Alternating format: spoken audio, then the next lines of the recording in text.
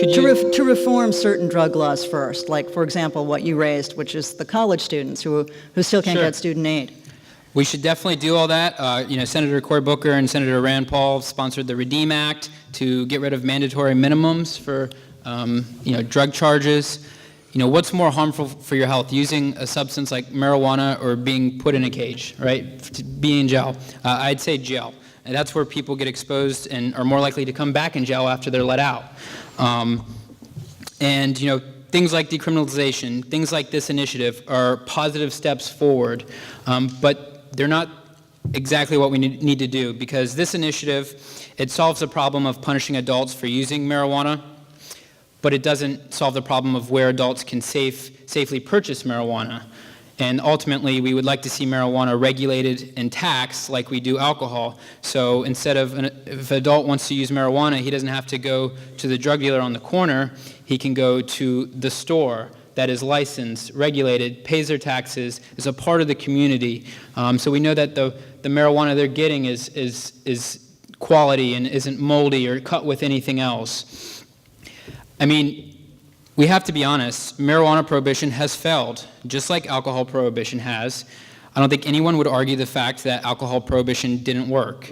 And we know that marijuana is already in our communities. It's on TV, it's on in the movies in Hollywood, yet it's illegal.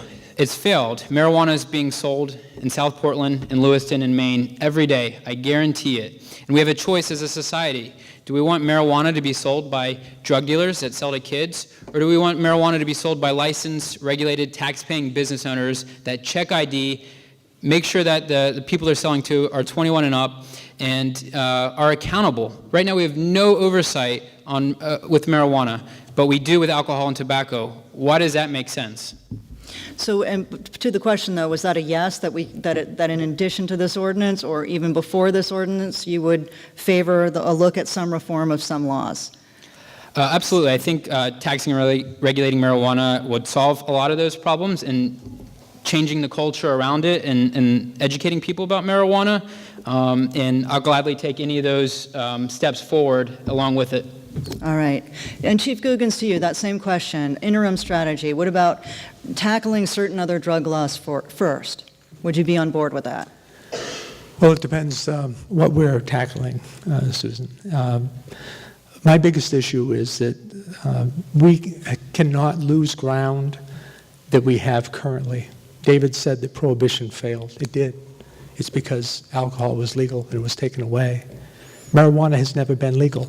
It should not be legal. There is a huge difference between what this country experienced during Prohibition and what we're discussing today. Obviously, I would be open. A lot of federal regulations, a lot of state regulations and laws need to be in tune with what is going on in our society. And if the punishment for any offense, it doesn't matter if it's a drug offense or anything else, if it doesn't fit the crime, it needs to be looked at. And if there are other obstacles, and I'm not talking about just drug offenses, but any criminal laws that are on the books, if they need to be revamped, yes, I would support looking at that. Chief, since it's your turn again, if marijuana is legalized for adults, what can and should be the strategy for limiting access and controlling the messaging for kids? And therein lies the crux of the problem, and it's why I've been so outspoken from the beginning. There are small steps. Marijuana advocates throughout the country have pretty much followed the same playbook and been very, very successful. So their strategies have worked in a number of states.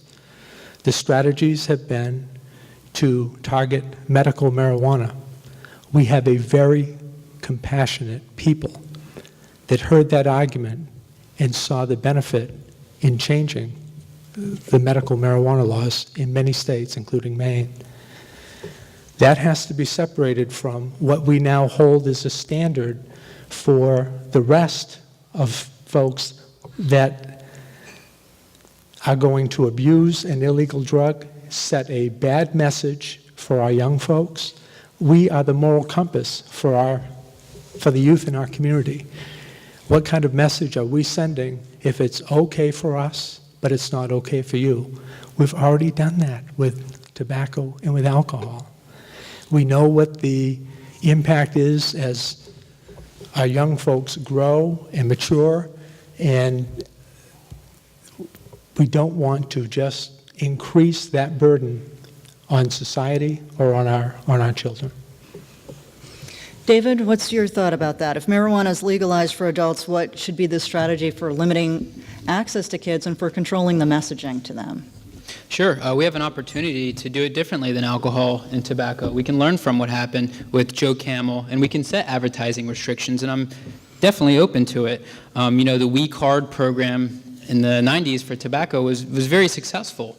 So, alcohol use and alcohol use and tobacco use among our youth has gone down over the years as a whole in this country. That's because of education and regulation, whereas marijuana usage rates have stayed the same.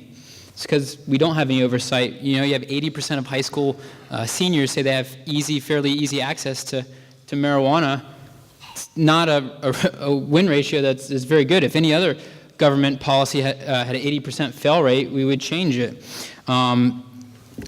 I'm a little disappointed to hear that, I don't know if the chief is saying that marijuana doesn't have medical benefits, but gathering thousands of signatures, I've found many, many people use it, and a whole host of conditions for, end-of-life suffering, pain, ALS, MS.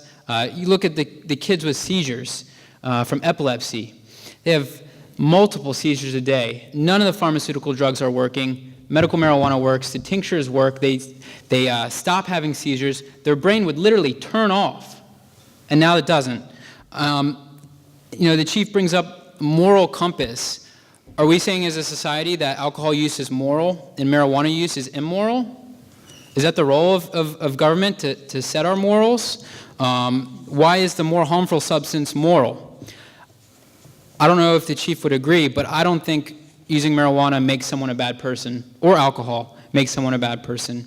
And our point is that adults can responsibly use marijuana and alcohol responsibly, and that it's illogical to punish adults for using the safer substance. And, the chief talked about a burden and bearing the burden. The burden's already here. Prohibition doesn't work. People are already using marijuana. Governor Hickenlooper in Colorado said they haven't seen more people use marijuana. It stayed about the same rates. And, speaking of Colorado, the Brookings Institute did a 35-page report saying it's been successful. And actually, marijuana use since 2009 in Colorado has been trending down despite national averages going up. The state put out a press release touting that. So I would say, again, we have the opportunity to set the restrictions, to not advertise towards kids, to set restrictions on edibles so that we can learn from some of the hiccups in Colorado. And there were hiccups, but it's been illegal for 80 years. And we can have child-proof packaging for edibles, and it can say, this has marijuana, not for kids. But right now, we don't, because it's all black market. All right, thank you. Since you both keep bringing up alcohol and prohibition, David, I would like to start this question with you. Since you think that marijuana is safer than alcohol, you've cited some studies. Chief, you think it's more dangerous. What would you have done? If you had the choice, would you have approved alcohol to be a legal drug? Yeah, prohibition doesn't work. What happened in the 30s is you had more adults actually using alcohol during Prohibition. Usage rates were the highest, so it was a complete failure, and all it did was make millions of Americans criminals. They had to deal with the bootleggers, with Al Capone and his violent bootleggers, to purchase alcohol instead of going to the store and purchasing. So no, Prohibition doesn't work. But what you know now, would you think that it's a safe drug to legalize, given what we know about the ills of alcohol? Would you say that it should be legalized? Sure, I think that alcohol has some ills, but the problems of Prohibition are far greater than the problems that alcohol causes. Chief, what do you think? We can't turn the clock back. Alcohol is a part of our society. It will not go away. What I'm basically saying is we cannot compound our previous mistakes as a society by legalizing another drug that is harmful.